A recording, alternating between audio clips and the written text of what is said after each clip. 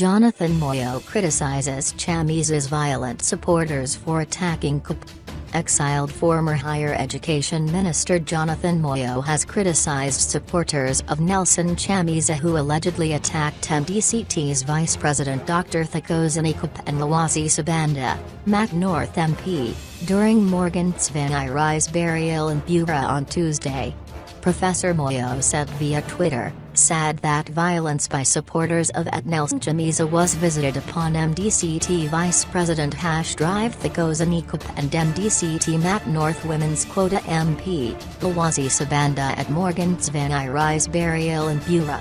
The violence is an ugly example of the Nucha Nucheju entitlement mantra."